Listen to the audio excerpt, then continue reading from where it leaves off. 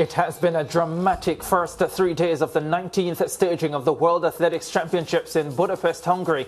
But nothing has been as dramatic, at least not from a Caribbean standpoint, as Sha'Carri Richardson storming by Jamaican Shericka Jackson and Shelly-Ann Fraser-Pryce to win the women's 100 meters in a championship record 10.65 seconds. The result, the culmination of a controversial last 2 years for the American, who missed the Tokyo Olympics because of a drug violation and failed to qualify for last year's World Championships in Eugene, Oregon. There were 3 medals on the day for CARICOM, with Jackson 10.72 and Fraser-Pryce 10.77, taking silver and bronze respectively in the 100 meters. There was also a silver medal for Hansa Parchment in the men's sprint hurdles. Disappointment for Jamaica in the field as teenager Jaden Hibbert got injured in his first effort, in the triple jump final. We'll be discussing it all, but first, the women's 100 meter final with our in-house analyst, Leighton Levy. Leighton, it's a pleasure to have you on an afternoon like this. What a final it was. What a terrific final,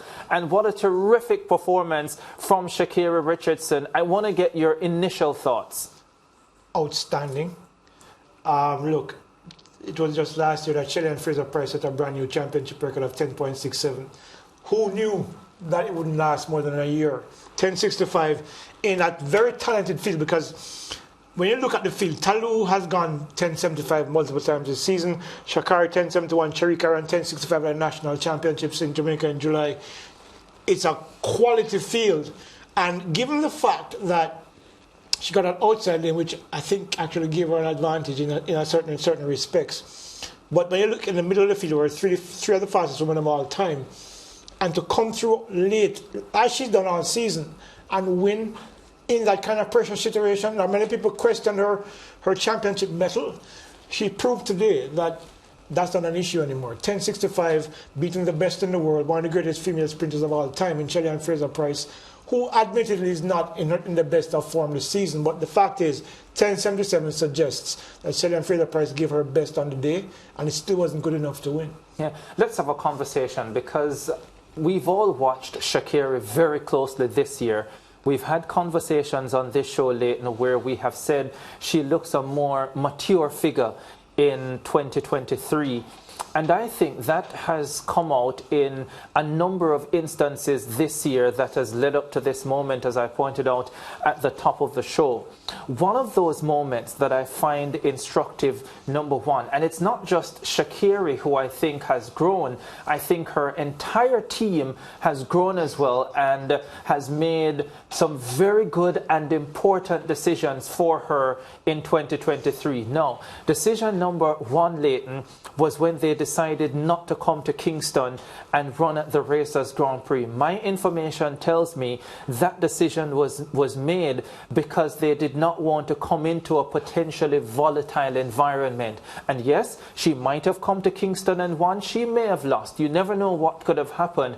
But to make that decision, I thought was pretty strong of her team, because from my understanding, she wanted to race in Kingston. So that was decision number one. Decision number two, initially it wasn't a great decision to have her scheduled to compete in about 4 races in 1 week, but they were strong enough to withdraw her from the final race of that 4-meet series and get her prepared for the World Championships. And then a third one that I think is very important is how she attacked the semi-final in these World Championships. 3 fastest women in 2023 in that lineup, Shericka Jackson among them, Marie-Josée Talu among them, and she had the confidence, the belief in herself, but also the awareness to know that she did not need to race these 2 women. And so what she essentially did in that semi-final was essentially play third fiddle, if you might. It was risky, because she might have finished third and not qualified, because only 2 were automatic. Yeah. But I think she ended up in the waiting room. She ended up in the waiting room. But at 10.84, yeah, she was the fastest non-automatic qualifier. And I think she knew, based on her form and based on what everybody else is doing, it was highly unlikely that once she dropped that type of time, that she would not be in any serious trouble. And so she took that risk. I admit it was a risk, but it was a calculated risk. And just generally, we've had many conversations about her ability to go through the rounds, but the maturity she showed over these 2 days, from round 1, it was clear to me that this young lady knew what she was about and she was going to be a genuine threat. So overall, based on what I've said, that's the type of maturity that I've seen from her for a majority of this season, culminating with how she handled the last 2 days to become the world champion. Yeah, and I agree with you the first 2 points. I don't agree with you with the third one, though. Oh, go right ahead. I think that the 1084 was not a deliberate act.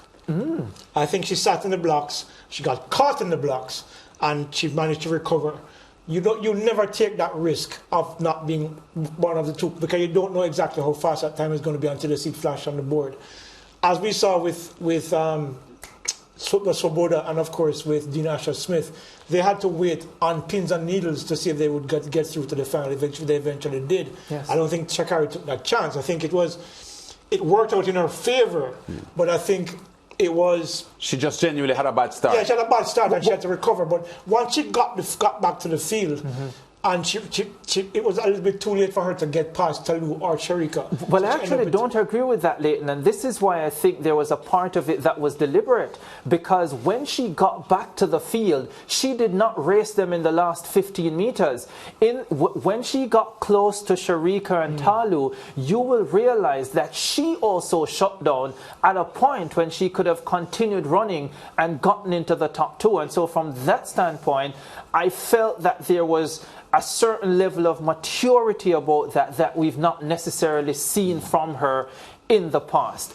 But we can agree to disagree at that point. I thought she was lucky in that regard, but the time helped her a lot, because obviously that was going to be the fastest semi-final heat. So that helped her a lot. But I didn't think it was deliberate. But you may have a point. As I said, we're going to agree to disagree on that one. But so the other points, yes, I think the decision not to come to Jamaica was a good one, and not for just that reason alone. But one of the things that was clear this year when it comes to Sha'Carri's performances was that the distractions of the past 2 years were obviously behind her. A big part of those distractions was Janique Brown, who she had this very dysfunctional relationship, who is currently residing in Jamaica. So I think maybe part of the management decision was not to come to Jamaica to then perhaps get back into that distraction of, linking back up with somebody who obviously she has a lot of affection for, who could also then allow her to lose her focus. The other thing was, in general, I think, was that given this is a contract year for her first contract was signed in 2019, that cycle is now ending.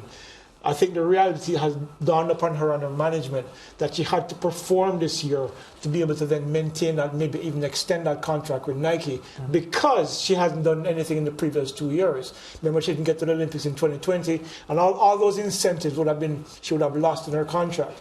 So being this a contract year, it required a specific focus, and it helped her settle down, I think, and focus on the things that she needed to do, because we all know she was fast. 10.75 coming out of high school, the first year at LSU, and then she had all of these madness the 2 years after that, and comes back this year and says, listen, let's put all that aside. Let's focus on what I'm here to do, and it's run fast. And we've always known she was fast, and today we saw exactly how fast she is. A quick question here, because in the post-race interview, Shericka Jackson was a little unclear as to exactly what happened for her in the race. And she kept saying that she wanted to talk to her coach to review the race to see maybe what she may have done wrong. But there may have been a hint to a lot of viewers that she didn't see Sha'Carri. Not that if she saw her it would have made a difference, but if you're drawn in the middle lane and someone comes flying late in lane 9, you may not have seen them. So we're looking at the race here now. Do you think here Jackson feels she's winning? Of course she feels she was winning. Yes. But I think in the back of her mind, I also believe that she knows that Sha'Carri is coming somewhere. Sha'Carri has beaten her twice this season in the very same manner. That's right. Caught her late and running down. She knew she had Shelly, because Shelly was right on her shoulder. That's the point I'm making. She moved ahead of Shelly. Yeah. So having achieved that, she thought she was winning. Yeah, and of course thinking now that she's getting to the line, but I think she got a little anxious. Two things. since she got tight, which we've seen her do this season twice before. And then she did the same thing at Oblique Seville yesterday. She started to lean towards the tip. And then her knees stopped coming up the way it should be. If you look at Sha'Carri, her torso was still tall, her knees were coming up, and her cadence was pretty much as it was throughout the entire race, which allowed her to get past the field. Because, as I've said previously, you get to your top speed at about 55, 60, and it's about maintaining that speed for as long as you can as you approach the line. Sha'Carri's better this year at maintaining that speed. Actually, she's quite been good at it a long time. Yes. And she maintains that speed right through the line and allowed her to run as fast as she did today. For Shericka, that wasn't the case, and that's why she lost. Leighton, what does this victory mean for, 1, Sha'Carri Richardson, 2, for the women's 100 meters, and 3, for the world of track and field? For the last one, excitement galore, because now you have a legitimate challenger to the Jamaicans who have dominated the world for the past few years. The 1-2-2s, the 1-2-3s, no longer, because there's an American who can actually break up that triumvirate for the Jamaicans. 2, for Sha'Carri Richardson, she's going to be so, the term I'd like to use, I can't use on here, but she's going to be so rich right now, because all of the people, all of the potential sponsors who are waiting for her to deliver are now going to start to come on board for her. And it makes her a legitimate contender in the years going forward. She's only 23 years old. There's an Olympics next year, there's a World Championships in Tokyo the year after that. And of course, I think she's going to be looking now to dominate for the next few years, because Shelly is 36 years old. Shericka is 29. Her window is just opening now. So, looking at a situation where she's going to capitalize on this big time. She's already a very controversial and, what do you call it? The term is looking for is... braggadocious. Yeah, and she's brash. And the American media loves that. American sponsors love that. So she's gonna capitalize on this in a big way. What was the third one? Well, I asked about the women's 100 meters. The women's are going to be more exciting, because guess what? Yes. You have Shericka, who's still fast. She's not going anywhere. There's a potential to see some new blood coming through. So maybe this is the start of a new generation of sprinters. Shelly-Ann Fraser-Pryce, Shericka Jackson, Elaine Thompson-Herah, Vernon Campbell-Brown. That era is coming to an end right now. So this is a new era where the new rivalry is coming through. And it's an exciting time for women track and field. One more thing before I get to your next question. Yes. Is that there's a pattern. Had I looked at that pattern before, I probably would have predicted this. Because Veronica won in 2007, Shelly in 2009, Jetta won in 2011. Yes. Shelly won in 2013 and 2015. Boy won in 2017. And then Shelly won in 2019 and 2022. It is likely, given that trend, that America would have won this year.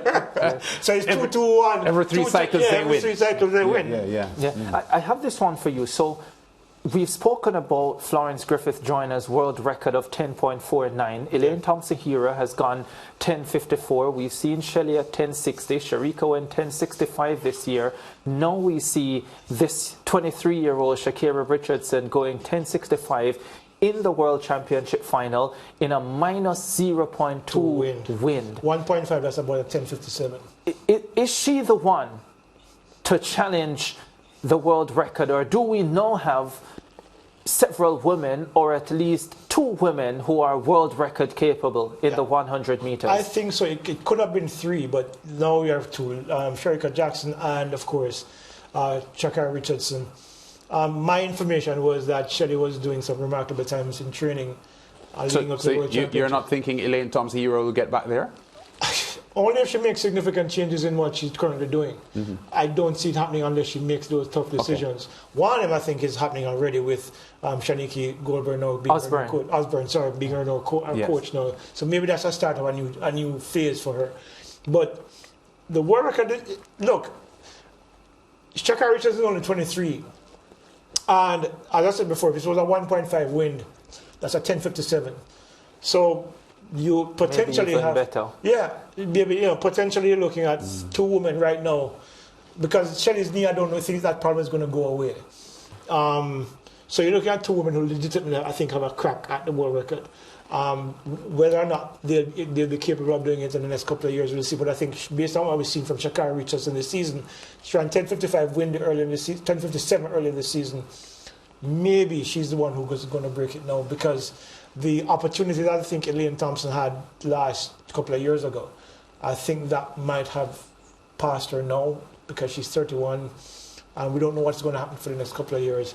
Shelly's knees now become an issue because as great as she is, and she continues to be great because this bronze medal doesn't take away her greatness, the fact is she's now the most decorated Jamaican in the World Championships, male or female, and the second most decorated all time. Then I think it's Alison Felix, right? Yes. So you're looking at, but whether or not she'll be able to get back to the levels that we saw last year and the year prior, we're not quite sure yet, so we'll see. Yeah, Shelly-Ann Fraser-Pryce was bidding to join the Ukrainian Sergei Bubka as the only athletes to win 6 gold medals in one event at the World Championships. She fell just short, winning the bronze medal in Budapest. Shericka Jackson, the silver medal. Sha'Carri Richardson, the 23-year-old American, is the champion of the world. Remember, you can watch the World Athletics Championships in 15 territories across the region on the SportsMax app through a dedicated channel today dedicated to that woman, Sha'Carri Richardson.